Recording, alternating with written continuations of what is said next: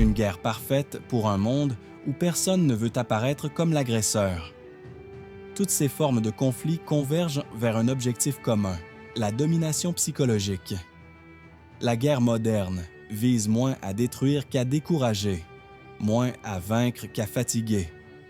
Créer un sentiment d'insécurité permanent, donner l'impression que le danger est constant, maintenir une pression mentale sur les populations. Une population inquiète accepte plus facilement des restrictions. Une société fatiguée résiste moins. Un peuple divisé perd sa capacité à réagir collectivement. La guerre psychologique est lente, invisible, mais redoutablement efficace. Ce qui rend cette guerre moderne particulièrement dangereuse, c'est qu'elle n'est jamais clairement nommée. Il n'y a pas de déclaration officielle, pas de traité de paix à signer, pas de victoire clairement annoncée. Le conflit devient permanent. Il s'installe dans le quotidien. Il devient la norme. Le monde n'est pas en paix. Il est en tension constante.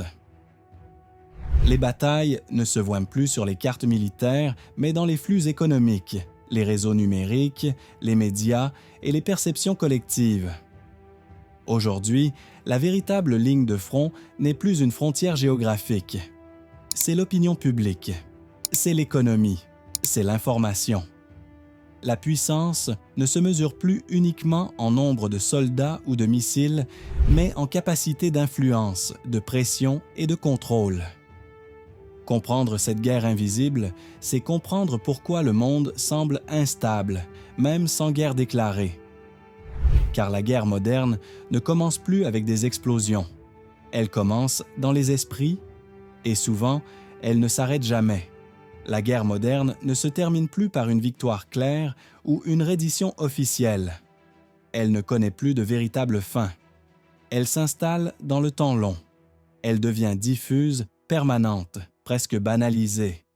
Elle ne se manifeste plus uniquement par des explosions ou des offensives militaires visibles, mais par des décisions prises loin des champs de bataille, dans des salles de réunion, des institutions financières, des centres de données ou des bureaux où l'on ne porte pas d'uniforme. C'est une guerre qui avance lentement mais méthodiquement, une guerre qui use les sociétés plutôt qu'elle ne les détruit brutalement. Ce qui rend cette guerre particulièrement dangereuse, c'est qu'elle est difficile à identifier pour le citoyen ordinaire.